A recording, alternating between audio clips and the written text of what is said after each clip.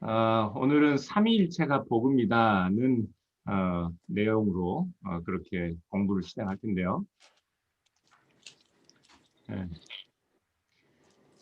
그 지난번에 우리가 다루었던 내용인데 마지막에 왜 교리를 공부해야 하느냐라고 했을 때 하나님의 말씀이 우리의 삶으로 나타나게 되는 원리가 성경 말씀, 하나님께서 우리에게 계시하신 성경에 계시하신 하나님의 역사와 사건들이 우리에게 이해되기 위해서는 도그마, 일종의 교리 형태로 우리에게 전달되는 것이고, 그렇게 교리 형태로 이해를 했을 때, 하나님의 역사와 하나님이 어떤 분이신지를 우리가 바로 알기 때문에 교리 형태로 이해되는 하나님의 말씀에 동의하고, 그래서 전적으로 하나님 앞에 예배하게 되고, 그래서 하나님을 신뢰하는 성도의 바른 삶이 나오게 된다. 그래서 교리라는 것이 반드시 중요하다, 필요하다, 그런 말씀을 드렸습니다. 그러면 우리 지난번에 이금재 권사님께서 그런 질문을 하셨더라고요. 교리가 뭐냐? 오늘 다루려고 했어요. 그럼 과연 도그마, 교리라는 게 뭐냐? 그런 생각을 해봐야 하는데, 교리라는 거는 첫 번째로 말하면 개념화, 체계화입니다. 성경을 통해서 우리에게 전달되고 있는 하나님의 역사, 또 하나님의 존재, 그리고 성경에 나와 있는 여러 가지 개념들을 성경 전체의 내용 안에서 그것을 동일한 주제대로 분석하고 분류하고 또 개념화해서 우리가 성경의 내용들을 일목요연하게 일관되게 이해할 수 있도록 그렇게 내용들, 주제들을 체계화하는 것을 교리라고 말할 수 있습니다. 그러니까 우리는 무엇을 믿습니다 하고 고백하잖아요. 우리는 믿어요. 그렇죠? 근데 무엇을 믿어요? 우리가 무엇을 믿는다고 말할 때 그 무엇에 해당하는 것이 교리입니다.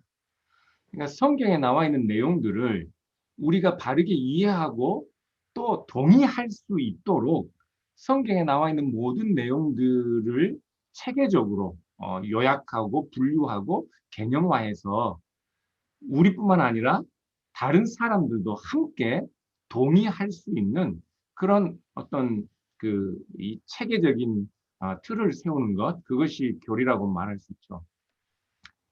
그래서 이런 교리를 다루는 학문을 뭐라고 하나요? 조직신학이라고 합니다. 조직신학이라는 말은 시스템마틱하다는 말이에요. 시스템. 그러니까 성경이 우리에게 들려주는 하나님에 관한, 하나님의 일하심에 관한 그 다양한 이야기들을 시스템화하는 거예요. 그래야 우리가 성경을 바로 이해할 수 있으니까요. 두 번째, 그렇지만 이 교리가 성경은 아닙니다. 성경이 오리지널 소스가 되는 거예요. 그러니까 이 교리는 성경으로부터 나오는 거예요. 성경보다 앞서지 못하고 성경을 통해서 우리가 읽고 이해하고 또 부분들이 서로 상충되거나 조화되지 못하는 부분들을 성경 전체의 틀 안에서 조화롭게 이해할 수 있도록 체계화하는 것이 이 교리이기 때문에 교리의 소스는 원천, 그 교리의 토대는 성경이 되는 겁니다. 그러니까 성경을 통해서 우리에게 주어진 하나님의 계시, 하나님의 말씀을 우리가 분명하게 이해하기 위해서 그 성경을 조직적으로 연구하고 체계화하는 것. 그러니까 성경이 없이 철학자들이나 과학자들이나 어떤 이론가들의 논리로 만들어낸 것이 아니라 반드시 성경을 원천으로 근거로 토대로 해야 하고, 그래서 교리는 절대적인 것이 아니에요. 교리는 절대적인 하나님의 말씀에 봉사하는 것이지 하나님의 말씀이 교리에 봉사하는 것이 아닙니다. 그러니까 교리는 시대에 따라 수정되거나 재확인될 필요가 있어요. 그리고 교리는 같은 교단 안에서, 같은 신학적 전통 안에서도 하나님의 말씀에 대하여 서로 입장이 다른 부분들이 있어요. 그래서 교리를 바르게 안다는 것은, 교리를 알아야 한다는 것은 하나님의 말씀 안에서 우리가 서로 다른 입장들이 있는데 그 다른 입장들 중에 어디까지 우리가 허용하고 함께 소통하고 할 수 있는지, 어느 경계를 넘어가면 성경과 무관한, 성경을 토대로 하지 않은 이단적인 잘못된 어떤 그런 신앙의 내용이 되는지, 그런 것들을 구분할 수 있는 근거가 되는 겁니다. 그러니까 우리는 성경을 보면 성경은 일종의 내러티브예요. 성경에 나와 있는 다양한 이야기들을 다 자기 마음대로 해석할 수 있어요. 우리가 그러니까 예를 들어 성경을 읽으면 여러분들이 제일 먼저 하는 게 큐티잖아요. 성경을 읽자마자 하는 게 나는 이렇게 생각한다. 이런 느낌이 오는데 성경은 나에게 이런 말씀을 하고 계시다. 이런 생각을 하거든요. 그런데 그게 100사람이 모여 있으면 그 100사람이 다 다른 환경, 다른 상황, 다른 여건에 있어요. 살아온 삶의 방식들이 달라요. 배운 게 달라요. 그러면 100가지 해석이 나와요. 그러면 하나님의 말씀은 지금 우리에게 다른 100가지를 말씀하고 있나요? 그렇죠? 그래서 교리가 필요한 거예요. 정말로 우리가 이해하는 하나님의 말씀이 성경을 근거로 하고 있는지 아닌지를 우리에게 해명해 줄 수 있는 자료. 그것이 교리입니다. 그래서 세 번째, 이 교리는 신앙의 기준을 제공하는 거예요. 예. 여러분, 신앙이라는 것은 나 혼자만 잘 믿는 게 아닙니다. 열심히 믿는다고 되는 게 아니에요. 무엇을 믿느냐가 중요한 거라고 지난번에 말씀드렸잖아요. 믿는 나의 열심보다 믿는 내용이 더 중요한 겁니다. 그러니까 믿는 내용 상관없이 그냥 그런 거 중요하지 않아. 그냥 나는 예수님 믿어 한다고 우리 신앙이 좋은 신앙, 훌륭한 신앙 아니에요. 우리는 성령 충만하다, 뭐 좋은 믿음을 가졌다 그러면 새벽 예배 열심히 가고 기도 많이 하고 뭐 말끝마다 아버지 아버지 하는 이런 종류의 신앙을 성령 충만하다, 믿음이 좋다 말할 수 있는데, 믿음이 좋은 것, 성령 충만한 것은 내가 정말로 믿어야 하는 것을 믿고 있느냐, 믿어야 하는 것을 바르게 믿는 것이 성령 충만이고, 내가 바르게 믿는 그대로 살려고 하는 것이 성령 충만이고 믿음이 좋은 거예요.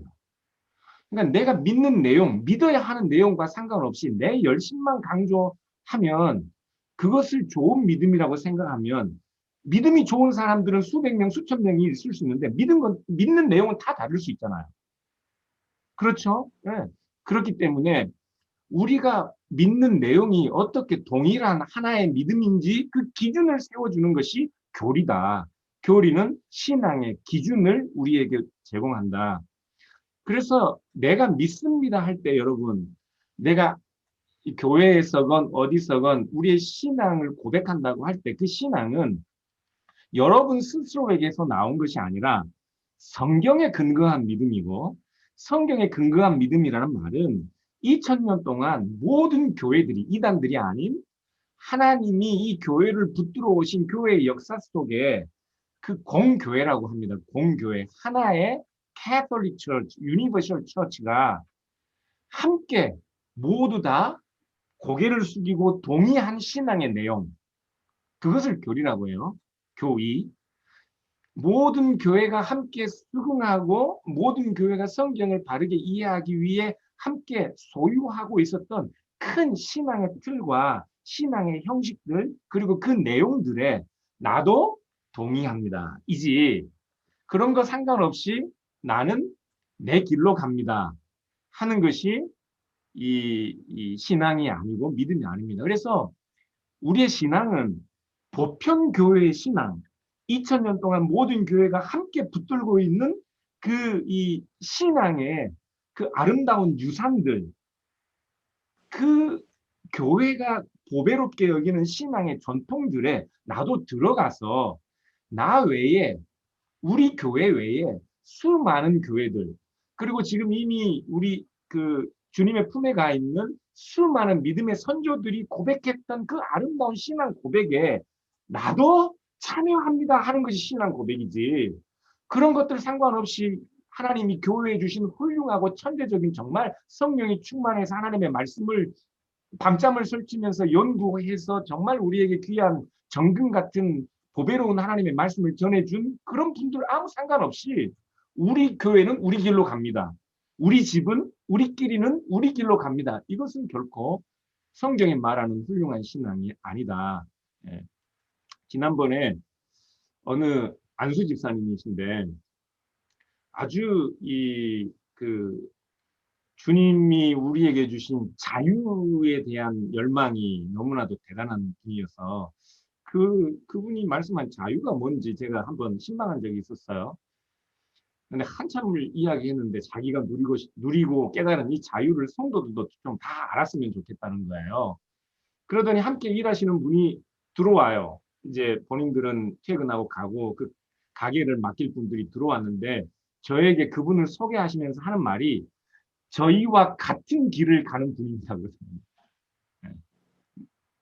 그래서 제가 그분께 그랬어요. 저는 집사님이 가시는 그 길이 좀 궁금하네요. 그런 말씀을 드렸습니다. 그러니까 우리 길만 따로 있는 게 아니에요.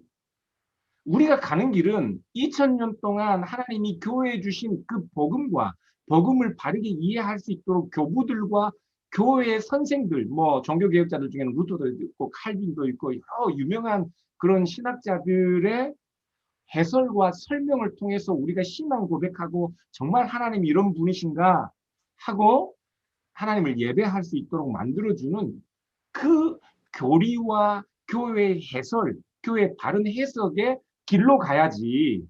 그거하고 상관없이 자기들끼리만 옳다고 여기는 그 길로 가는 것은 그것은 교회의 신앙이라고 말할 수 없는 것입니다. 성경 본문들을 보면 특별히 에베소 2장 18절, 4장 4절, 4장 11절부터 13절의 말씀을 보시면요. 에베소 2장 18절은 이런 말씀이 있어요. 이는 그로 말미암아 우리 둘이 한 성령 안에서 아버지께 나아감을 얻게 하려 하심이라. 지금 사도 바울이 예수 그리스도를 하나님이 우리에게 주신 이유는 예수 그리스도로 말미암아 누가요? 우리 둘이 예수 그리스도로 말미암아 나 혼자 하나님 앞에 나아가는 게 아닙니다. 구원이나 교회, 신앙이라는 것은 나 혼자 홀로서기 하는 것 결코 아닙니다. 개신교 성도들이 교회에 함께 연합하고 교회로 모인다는 것 자체를 구원하고는 상관없는 줄 알아요? 교회 성도들과 함께 모이고 함께 교제하고 연합하지 않아도 예수님만 믿으면 구원을 얻는다고 생각하는데 예수님을 믿고 구원을 얻는 하나님의 방법은 예수님 때문에 우리가 둘이 하나 되듯 우리가 하나 되어 한 성령 안에서 연합하여 어떻게 해요? 그렇게 하나님 앞에 가도록. 다 나는 너희들 싫어. 나는 너희들 때문에 상처가 너무 커. 너희들하고는 같이 못 가겠어. 너희들 만나면 맨날 나는 상처만 받아. 그러니 나는 교회 안 나가고 나 혼자 예수님 믿고 집에서 동영상 틀어놓고 유튜브 보면서 예배 드릴래. 그래도 예수님 믿으면 구원 받잖아. 아니요. 구원은 그렇게 하나님이 우리에게 주신 게 아니에요. 힘들어도 상처 받아도 때로는 내 연약함 때문에 상처를 줘도 100번 가서 미안해 할지언정 나의 그런 연약함과 부족함에도 불구하고 함께 어울려서 함께 연합하여 한 몸 됨으로써 그렇게 하나님 앞에 나가는 거예요. 그것이 구원입니다. 그래서 우리들만의 신앙이 아니라 교회 전체의 신앙 안에서 우리가 모든 교회가 하나의 교회로 연합하여 하나님께 나아가는 것. 에베소서 4장 4절은 보면요. 몸이 하나예요. 여러분 몸이 하나잖아요. 우리 몸이 하나잖아요. 성령도 한 분이셔요. 이와 같이 너희가 부르심의 한 소망 안에서 부르심을 받았다. 이 말이 무슨 말인가요? 부르심의 한 소망 안에서 부르심이 하나란 말이에요. 에베소서 4장 4절은 여러분들이 오늘 성경 공부 끝나면 다시 찾아보십시오. 부르심의 한 소망이라는 말은 하나님께서 우리를 부르신 소망이 우리가 하나 되는 거라는 말입니다. 하나님이 우리가 하나 되는 하나님의 소망 안에서 우리를 부르셨다는 말이에요.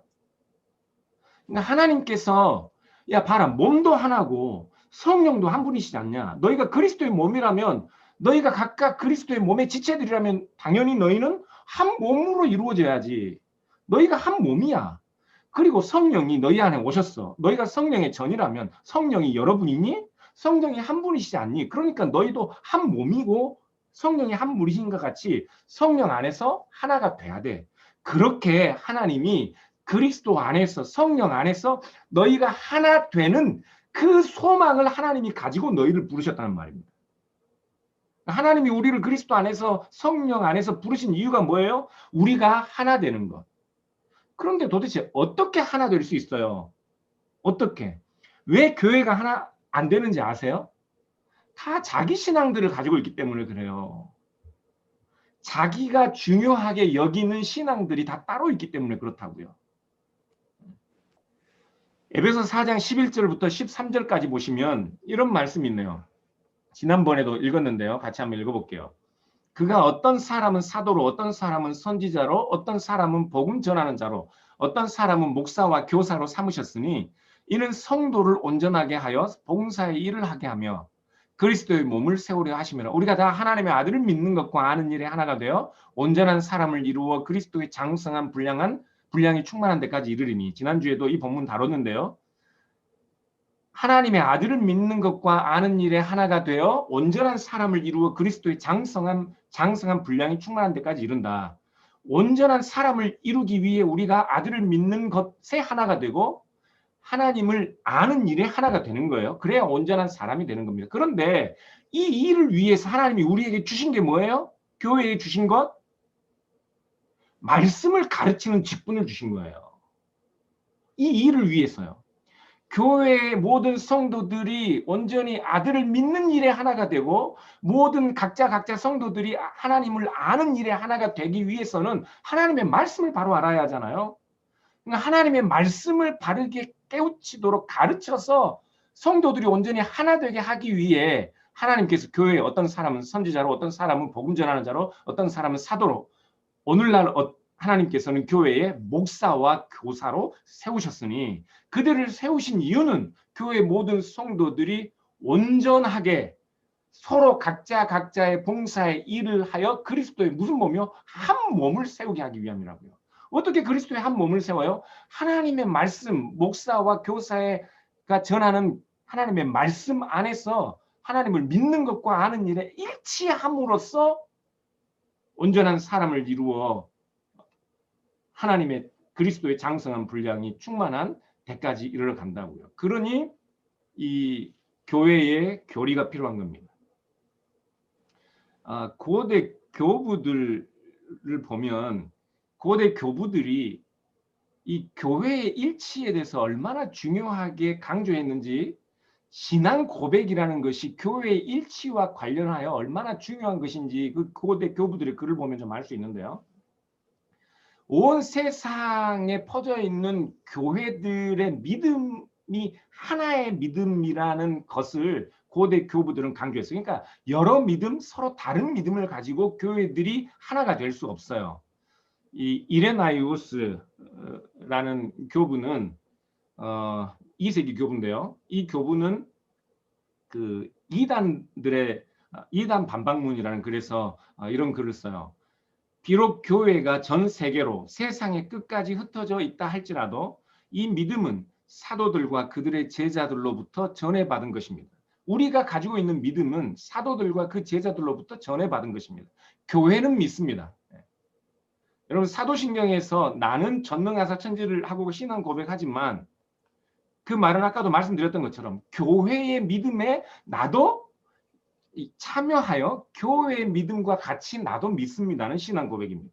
그러니까 우리가 신앙 고백하는 것은 내 스스로에게서 나온 것이 아니라 교회가 가지고 있는 신앙 고백을 함께 소리내어 고백함으로써 모든 교회가 받아들인 그 신앙 고백을 나도 역시나 동일하게 믿습니다는 신앙 고백이라고요. 그러니까 교회에서 이런 사도신경 함께 고백해야 되는 거예요. 교회는 믿습니다. 한 분이신 하나님. 하나님은 한 분이셔요. 전능하신 아버지. 그런데 한 분이신 하나님. 그분이 전능하신 아버지, 하늘과 땅과 바다와 그곳에 있는 모든 것을 지으신 하나님으로 믿어요. 그리고 뿐만 아니라 그 하나님과 함께 우리를 구원하시기 위해 인간의 몸을 입으신 하나님의 아들을 믿고 또 한 분이신 그리스도 예수님 그리고 성령을 믿습니다. 초대교회 때부터 삼위일체 하나님 아버지와 아들과 성령이 한 분 하나님이라는 사실을 믿는다 고백하면서 이 믿음은 사도들과 그 제자들로부터 전해받은 것이고 모든 흩어진 교회들이 이 하나의 믿음에 매달려 있다. 그렇게 말씀한다고요. 터툴리안이라는 교부도 신앙의 기준이라는 말을 합니다. 이게 regular fidei, canon of faith라는 말을 하는데 아까 제가 이 교리는 신앙의 기준이라고 말했잖아요. 신앙의 기준을 세워진다. 이게 그 말입니다. 신앙의 기준, 신앙의 규준, canon, regular는 어디서나 동일하니 모든 교회들이 세상의 끝까지 흩어져 있어도 어디서나 다 동일한 신앙으로 고백하는데 조금의 변개나 수정도 불가능하다. 이 규준은 우리로 하여금 세계 창조주이신 전능하시고 유일하신 하나님과 그의 아들 그리스도 예수를 믿도록 가르치는 것으로 이 아들로 말하면 동정녀 마리아에게서 나시고 본디오 빌라도에게 십자가에 못 박히시고 3일 만에 죽은 자 가운데서 부활하시고 하늘에 오르사 지금은 아버지 우편에 앉아 계시며 다시 오사 육체의 부활로 말미암아 산자와 죽은 자를 판단하도록 정해지셨다. 그러니까 아버지와 아들과 성령에 관한 이 신앙 고백, 이 교리를 신앙의 기준이라 모든 흩어져 있는 교회들이 함께 반드시 지키고 믿어야 하는 신앙의 내용으로 그렇게 묘사하고 있다고요. 그런데 우리 터툴리안은 조금의 수정이나 변개도 불가능하겠다고 말했는데 그렇게 말한 이유는 삼위일체 하나님에 관한 신앙 고백이기 때문에 그렇습니다. 삼위일체 하나님에 관한 신앙 고백.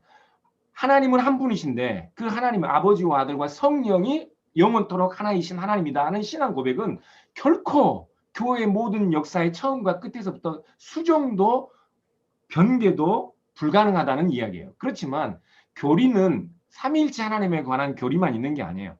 다양한 많은 교리들이 있습니다. 그러니까 그 많은 교리들 중에 틀릴 수 있는 교리들도 있어요.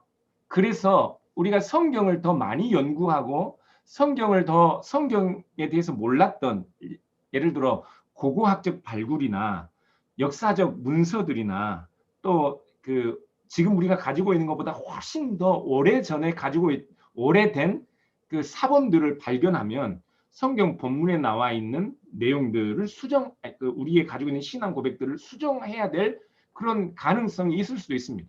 또요, 여러분 제가 오늘 우리 카톡에 올려드린 코비드 19과 종말론에 관한 글을 보시면 마태복음 24장이나 아니면 요한계시록을 사람들이 잘못 이해해서 천년왕국에 대한 이상한 이해들을 가지고 있는 그런 잘못된 교리들이 있어요. 제가 설명하는 교리와 다른 교리들이 있는데 대화가 불가능할 정도로 잘못된 교리들이 있습니다. 교리들이 틀릴 수 있어요. 그런데 교리들이 틀릴 수 있다는 말은 누구나가 교리를 갖기 때문이라는 말입니다. 성경을 읽으면 누구나가 자기 교리대로 읽어요. 교리 없이 성경을 읽을 수 있는 사람은 없습니다. 왜냐하면 여러분들이 교회에 들어올 때 맨 처음에 교회에 들어와서 설교를 들을 때 여러분들이 듣는 설교는 그 목사님의 교리에 근거한 설교예요. 그러니까 어쨌거나 여러분들은 성경을 읽거나 교회 안에 들어온 많은 사람들은 어쨌거나 교리 안에서 성경을 보게 됩니다. 그래서 교리는 성경을 읽는 누구나가 자기가 살아온 삶의 배경과 자기가 속한 교회 전통을 따라 성경을 읽는 하나의 방법인데 누구나가 그런 교리를 가질 수밖에 없기 때문에 교리는 너무나도 다양할 수 있고 그래서 그 다양한 교리들 때문에 틀린 교리들도 수없이 많이 있을 수 있습니다. 자, 그렇기 때문에 교리가 절대적인 게 아니고 교리들이 많이 틀릴 수 있으니까 차라리 교리가 없이 그냥 성경만 읽는 게 안 낫나? 아니라니까요. 성경만 읽을 수는 없습니다. 왜냐하면 성경을 읽고 이해하기 위해서는 교리적인 사고를 해야만 성경을 읽는 거예요. 왜냐하면 성경을 이해하기 위해서는 그런 체계적인 이 논리가 필요하기 때문에 어느 누구라도 아무리 교리를 부정해도 다 자기 나름대로 교리를 가지고 성경을 읽어요. 그런데 이 교회의 교리를 부정하면 자기가 새로운 교리를 만들어내고 그 사람은 교주가 되는 거죠. 그래서 교리가 틀리기 때문에 수많은 사람들이 각각 다양한 교리를 만들어낼 수 있기 때문에, 그렇기 때문에 오히려 더 교리가 필요한 거예요. 바른 교리가. 그 수많은 교리들 중에 어떤 교리가 바른 교리고 어떤 교리를 수용할 만한지, 그래서 교회의 보편적인 교리, 모든 교회들이 함께 받아들였던 그 교리를 알아야 누구나가 가질 수 있는 그 다양한 교리들이 옳고 그른지를 판단할 수 있는 겁니다. 교리가 틀리는 것이고 교리가 절대적인 것이 아니니까, 성경만이 절대적인 하나님의 말씀이니까 교리 중요하지 않아? 그러면 위험한 교리에 빠질 수 있어요. 자기는 교리를 부정한다고 말하지만 우리는 교리의 그늘을 벗어날 수가 없습니다. 그래서 교리가 다양하고 많기 때문에 오히려 바른 교리가 필요한데, 그래서 이단들의 특징은요, 교리를 부정하는 거예요. 도구마를 부정하는 거. 그리고 이단들의 특징이 뭐냐면 오직 성경을 강조합니다. 맞아요, 여러분들. 그러니까 지금 2000년 동안 교회들이 가지고 있는 도그마, 교리, 그것이 마치 그 신천지의 이만희도 주석책과 신학교의 교수들이 다 이 음녀의 바벨론에 취해 있다고 말하는데, 교회 전체가 함께 신앙 고백해 왔던 그 바른 교리들을 부정하는 것이 이단들의 특징이에요. 왜? 교리들을 부정하지 않으면 교회가 함께 가지고 있는 교리 안에서는 자신들의 주장이 결코 받아들여지지 않거든요. 그러니까 자신들의 주장을 사람들에게 어필하기 위해서는 교리를 부정해야 하는 거예요. 그런데 하나님께서 2000년 기독교의 역사 안에 이 교회를 붙드시기, 여러분들 사도행전을 보면 사도행전의 교회가 이제 태어난 베이비 교회, 아장아장 걸음을 걷기 시작할 때 하나님이 얼마나 큰 능력으로 붙드셔요. 비행기가 마치 이륙할 때 제일 큰 힘이 필요한 것처럼 비행기가 제일 위험한 순간이 이륙하는 순간이래요. 그때 힘이 부족하거나 딸리면 그때 제일 위험한데, 그때 제일 많은 힘을 써야 되는 것처럼 교회를 이제 시작할 때 하나님께서 그 특별한 능력으로 교회를 시작하게 하셨단 말이죠. 그 하나님께서 2000년 동안 교회가 바른 하나님의 말씀 가운데 서 있도록 교회에 허락하신 그 위대한 경건한 교부들과 신학자들이 있는데, 이거 다 지워버리고 상관없이 우리는 우리 길로 간다, 교리를 부정하는 것, 그것이 이단들의 특징입니다. 그렇기 때문에 교리가 틀릴 수 있지만 그렇다고 해서 교리를 버릴 수 없고, 그래서 오히려 더 바른 교리를 찾아야 한다. 오늘 삼위일체가 복음이다, 이런 내용으로 공부를 할 텐데, 이상하지 않아요? 삼위일체가 복음이라니? 복음은 예수님에 관한 거 아니에요? 예? 로마서 1장 2절에 바울이 이 복음은 하나님의 선지자들을 통하여 그의 아들에 관하여 성경에 미리 약속하신 것, 예수님, 하나님의 아들인 예수님에 관한 것이 복음 아닌가요? 복음이란 건 예수님 믿고 우리의 모든 죄가 사함 받는다는 게 복음 아니에요? 그렇죠? 그게 복음이에요. 아니, 그런데 삼위일체가 복음이라니. 삼위일체는 좀 너무 복잡하고 이론적이고 목사님처럼 공부 많이 한 목사들이나 하는 이야기 아닌가요? 우리가 삼위일체 알아야 되나요? 이걸 오늘 우리가 같이 좀 더 나누겠는데, 왜 삼위일체가 복음인지. 첫 번째, 복음의 주체가 한 분이신 하나님이시기 때문입니다. 복음을 이야기하면 당연히 한 분이신 하나님이 전제돼요. 하나님이 한 분이시고 복음을 이야기할 때 그 하나님과 떨어져서, 한 분이신 하나님과 떨어져 있는 복음이란 것을 상상할 수가 없어요. 방금 읽어 들었지만 로마서 1장 2절에서 이 복음은 하나님이 선지자들을 통하여 그의 아들에 관하여 성경에 미리 약속하신 것이죠. 그 아들에 관한 것이 복음이긴 하지만 그 아들의 어떤 것이 복음이 돼요? 하나님이 그 아들에 관하여 미리 약속하셨기 때문에 복음인 거예요. 그러니까 우리가 예수님을 믿지만 이 예수님이 우리에게 복음이기 위해서는, 예수님이 우리의 죄를 위해서 이 땅에 오셔서 십자가에 못 박혀 죽으셨기 때문에 그것이 우리에게 참된 기쁜 소식이긴 하지만, 예수님이 우리에게 참된 복음이기 위해서는 하나님께서 미리 예수님에 관한 약속들을 주셨고, 그 약속들이 예수님을 통해서 성취되었기 때문에 하나님의 약속의 성취신 예수 그리스도가 우리에게 복음이 되는 거라고요. 그러니까 예수 그리스도가 우리의 참된 복음이라고 말할 때 하나님 아버지, 선지자들을 보내셔서 아들을 관한 약속을 주신 그 하나님 없이 예수님이 복음이 될 수 없는 거라고요. 이 복음의 주체가 하나님이시다고요. 갈라디아 4장 4절을 보면 때가 참에 하나님이 그 아들을 보내사 여자에게 나게 하시고 율법 아래 나게 하셨어.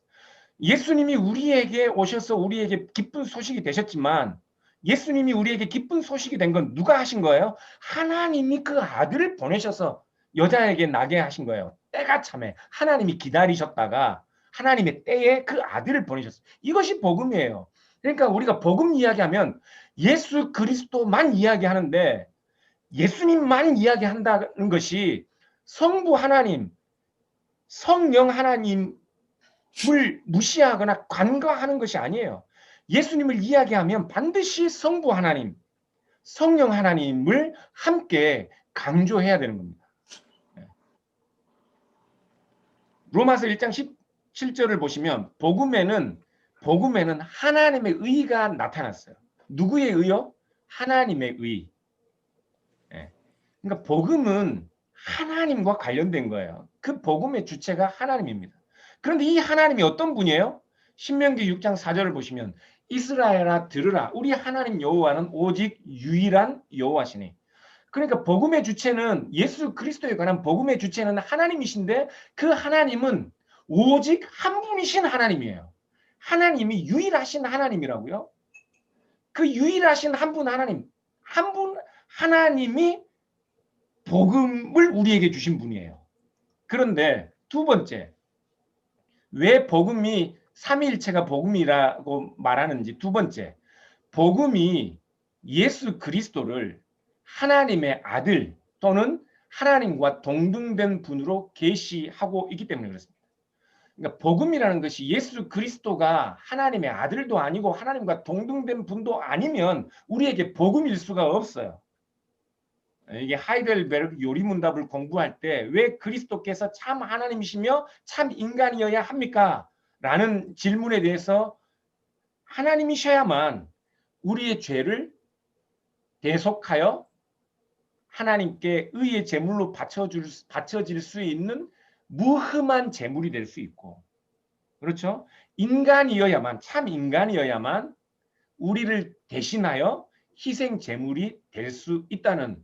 그래서 예수님 그리스도께서 우리를 위하여 이 땅에 오신 우리의 구세주라고 말할 때 예수님은 참 하나님이셔야만 하는 거예요. 그것이 복음이 우리에게 설명하고 있는 내용입니다. 요한 1서 2장 22절을 보시면 거짓말하는 자가 누구냐? 예수께서 그리스도이심을 부인하는 자가 아니냐? 예수님이 그리스도이심을 부인하는 자들이 거짓말하는 자들이에요. 그런데 예수님이 그리스도이심을 부인하는 자들은 다름이 아니라 아버지와 아들을 부인하는 자라고 이야기하고 있어요. 재밌죠? 예수님을 부인하는 자들은 하나님이 아버지와 아들로 계시다는 것을 부인하는 자들이에요. 그러니까 우리가 예수님에 대하여 믿는 것, 예수님이 우리에게 주신 복음, 기쁜 소식이라는 것은 한 분이신 하나님이, 아버지 하나님이신 하나님이 동시에 또 예수 그리스도도 하나님이신 하나님이란 말이에요. 그것이 복음이 우리에게 계시하고 있는 하나님이에요. 요한복음 1장 1절을 보시면 태초에 말씀이 계셨는데 이 말씀이 하나님과 함께 계셨으니 이 말씀이 하나님이시라. 예수님이 하나님이시래요. 요한 2서 1장 7절을 그 위에는 다시 보시면 그리스도께서 육체로 오심을 부인하는 자들이 적그리스도다. 신자들을 유인하는 자들을 무욕하는 자들이라고 말씀하고 있는데 예수님이 육체로 오셨다는 것을 부인하는 자들요. 그렇다면 예수님이 육체로 오셨다는 말은 무슨 말입니까? 예수님이 육체로 오시기 전에 이미 육체가 아닌 다른 존재로 계셨다는 말이죠. 그래야 육체로 오셨다는 말을 할 수 있는 거죠. 그렇죠? 그러니까 예수님 복음은 첫 번째 복음의 주체가 하나님 한 분을 전제하고 있고 두 번째 하나님은 한 분이신데 이 복음이라는 것이 예수님도 하나님 또는 하나님과 동등된 분으로 계시하고 있다. 그럼 하나님이 두 분이 되어버렸나요? 네. 빌립보서 2장 6절을 보시면요. 그는 근본 하나님의 본체시나 하나님과 동등된 분이시나 라고 말합니다. 그렇지만 그 동등된 것을 오히려 자기를 위한 유익을 구하지 않고 자기를 비워 종의 형체를 가져 사람들과 같이 된 것으로 그렇게 여기신 분, 하나님이셨지만 자기를 위하여 어떤 유익을 구하지 않은 분이라고 말씀하고 있다고요. 그러니까 복음은 예수 그리스도가 하나님이라고 말씀하고 있습니다. 세 번째, 요한복음 1장 14절을 보시면 또 말씀이 육신이 되어 우리 가운데 거하심에 우리가 그의 영광을 보니 아버지의 독생자의 영광이요 은혜와 진리가 충만하더라. 말씀이 육신이 되어 우리 가운데 거하셨어요. 근데 여기서 거하다는 표현은 구약 성경에 나오는 하나님의 임재를 가리켰던 성막을 가리키는 용어입니다. 슈칸이라는 말인데 하나님께서 이스라엘 백성들 가운데 거하셨다라고 말할 때 그 거하심이에요. 그러니까 예수님은 그 백성들 가운데 거하시는 하나님이라는 말씀을 요한복음 1장 14절에 이렇게 하고 있는 거예요. 그래서 마태복음에서는 천사들이 와서 마리아에게 예수님에 대해서 탄생 고지를 하면서 뭐라고 말씀하셔요? 그의 이름을 임마누엘이라 하리라. 임마누엘, 우리와 함께 계신 하나님. 예수님이 하나님이시라고요. 그리고 예수님 스스로도 자기 자신이 하나님이라고 말씀하셔요. 여러분 이거는 지난번에 우리가 요한복음 제가 설교할 때 다 설교했던 내용들인데 예수님께서는 자기 자신을 에고 에이미, 나는 누구다라는 말씀들을 하셨는데 이때 헬라어 에고 에이미라는 말은 이 그 출애굽기에서 이 모세가 하나님에게 하나님의 이름을 묻자 나는 스스로 있는 자다라고 말했을 때 나는 스스로 있는 자다는 하나님의 말씀을 이름을 헬라어 70인역 성경이 번역하면서 에고 에이미 호온이라고 하는데 예수님은 이 표현을 자기 자신을 가리킬 때 쓰셨다고요. 그러니까 예수님의 이 표현법은 모세에게 하나님이 나는 스스로 있는 자다 말하셨던 그분이 곧 자기 자신이라는 말과 같은 말입니다. 요한복음 18장 5절에서 6절을 보시면 놀라운 내용이 나오는데요. 유대 병정들이 예수님을 잡으러 와요. 그래서 예수님을 찾고 있을 때 예수님께서 그 사람들에게 가서 누구를 찾느냐 그러니까 나사렛 예수를 찾는다 하니까 예수님 하시는 말씀이 내가 그니라 하셔요. 이때 하시는 말씀이 에고 에이미입니다. 그러니까 그를 파는 유다도 그들과 함께 있었는데 예수께서 그들에게 내가 그니라 하실 때 그들이 물러가서 땅에 엎드러지는지라. 이 말이 무슨 말씀 같아요? 예수님께서 자기를 잡으러 온 사람들에게 내가 그니라 말씀하시니까 그 말을 듣던 사람들이 뒤로 물러가서 땅에 엎드러졌대요. 이 말은 예수님께서 내가 그니라 에고 에이미 하실 때 출애굽기에서 하나님께서 모세에게 나는 스스로 있는 자니라 하신 그 하나님의 영광이 드러난 거예요. 예수님께서 요한복음 18장 5절 6절에서 그들을 잡으러 온 사람들에게 내가 그다 말씀하셨을 때 사람들이 그 말씀을 듣는 순간 하나님의 영광 앞에 선 것처럼 그 사람들이 뒤로 이 지금 그들이 물러가서 땅에 엎드러지는지라는 이건 얌전한 표현인데요. 뒤로 나자빠졌다는 말입니다. 그러니까 예수님은 내가 그니라는 말씀을 자기 자신의 신성을 드러내는 말씀으로 하신 것이고 요한복음 7장을 보시면 요한복음 전체에 예수님께서 나는 누구다 하시는 이 에고 에이미로 하시는 말씀이 7번 나오는데 나는 생명의 떡이다. 세상의 빛이다. 나는 양의 문이다. 나는 선한 목자다. 나는 부활이요 생명이다. 나는 길이요 진리요 생명이다. 나는 참 포도나무다. 7번 이렇게 에고 에이미로 말씀하시는 것처럼 예수님과 요한복음은 예수님이 구약 성경에 여호와 하나님과 동일한 분, 동등한 분이라는 말씀을 하고 계신 겁니다. 그리고 마태복음 28장 20절을 보시면 예수님께서 내가 너희에게 분부한 모든 것을 가르쳐 지키게 하라. 볼지어다 내가 세상 끝날까지 너희와 항상 함께 있으리라. 이 말씀도 한번 보세요, 여러분. 구약 성경은 이스라엘 백성들에게 지켜야 할 명령을 주시는 분이 누구예요? 여호와 하나님이에요. 그런데 지금 마태복음 28장에서 지금 예수님의 제자들에게 세상 끝날 때까지 함께 있다고 말씀하시고 그들이 지켜야 할 모든 것을 주신 분이 누구예요? 예수 그리스도라고요. 지금 마태복음 28장 20절에 예수님께서 그 제자들을 세상 끝까지 보내시면서 하시는 이 말씀은 단순한 말씀이 아닙니다. 구약 성경의 여호와 하나님이 그 백성에게 지켜야 할 계명들을 주셨던 분인 것처럼 지금 이제 새로운 이스라엘 백성들에게는 그 지켜야 할 계명을 주시는 분이 누구냐? 예수 그리스도. 예수 그리스도가 곧 하나님이라는 사실을 말씀하고 있는 것이라고요. 네. 사도행전 2장 21절의 말씀과 2장 38절의 말씀의 내용을 보면 이 사도행전 2장 21절은 요엘서 2장 32절 누구든지 여호와의 이름을 부르는 자는 구원을 얻는다는 이 말씀을 베드로가 성령 강림 주일에 강림절 날 강림하신 날 이 요엘서 2장의 32절의 말씀이 성취되었다고 말하면서 요엘서 2장 32절 말씀을 인용하는 거예요. 근데 요엘서 2장 32절은 주의 이름을 부르는 자는 구원을 얻는다는 말이 여호와 하나님입니다.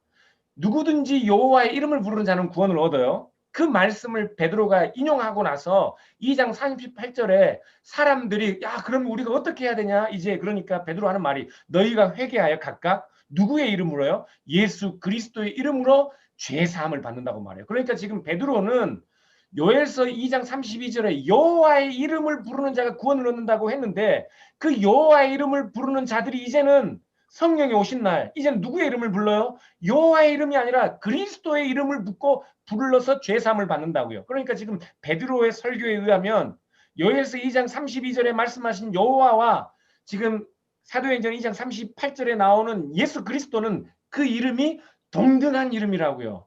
그렇죠? 그러니까 예수님도 교회도 사도들도 예수님을 하나님과 동등된 분으로 말씀하셨다고요. 세 번째, 예수님과 성경이 성령을 증거하기 때문입니다. 첫 번째, 복음은 여호와 하나님이 약속한 일의 성취로 아들을 주셨기 때문에 복음의 주체가 여호와 하나님. 그런데 그 하나님은 한 분이신 하나님이에요. 두 번째, 복음이 왜 삼위일체가 복음인가? 예수 그리스도가 하나님이라는 사실을 성경도 예수님도 스스로 증거하고 계시다. 그러니까 우리가 성경을 읽고 믿으면 예수 그리스도께서 하나님이라는 사실을 믿어야 하는 거죠. 세 번째, 성령도 있단 말이죠.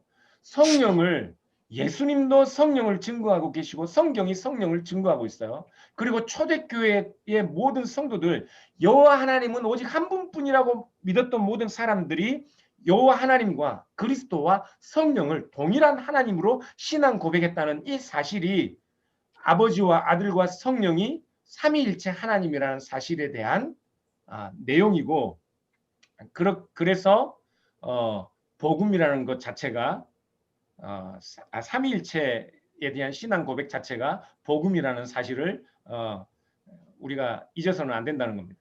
요한복음 14장 26절을 보면 예수님께서 성령에 관하여 증거하시는데 아버지께서 내 이름으로 보내실 성령에 대해서 말씀하시는데요. 이 성령이 하시는 일은 무슨 일을 하셔요? 가르치시는 일입니다. 성령께서 우리에게 그리스도에 관하여 모든 것을 가르치고 그리스도께서 말씀하신 모든 것들을 생각나게 하셔요. 그런데 성령이 인격이 아니라면 우리에게 가르치고 생각나게 하실 수 있나요? 성령이 인격이기 때문에 독립적인 인격이기 때문에 우리에게 교사가 되시는 거예요. 이게 자꾸 오늘날 마치 이 성령을 강조하는 성령의 어떤 역사들, 성령의 충만함, 그것을 마치 무슨 현상처럼 이해하는 사람들은 성령이 인격이라는 사실보다 성령의 어떤 능력, 어떤 수단, 어떤 기운 이런 것으로 성령을 이해하는데 그것은 성령이 우리에게 오시는 수단일 뿐 우리에게 일하시는 어떤 작은 현상들에 불과한 것이지 성령이 인격이라는 사실이 더 중요한 겁니다. 요한복음 15장 26절에 보면 내가 아버지께로부터 너희에게 보낼 보혜사 곧 아버지께로부터 나오시는 진리의 성령이 오실 그때 그가 나를 증언하셔요. 성령께서 의식을 가지고 지혜를 가지고 능력으로 우리에게 그리스도를 증거하셔요. 증거. 이 인격이란 말이죠. 그런데 이 성령은 아버지와 아들과 분리된 분이 아니에요. 아버지께로부터 오셔요. 아버지께로부터. 그러니까 이 성령은 아버지와 관계 안에 있는 거예요. 아버지 하나님 그 존재로부터 우리에게 오시는 성령이에요.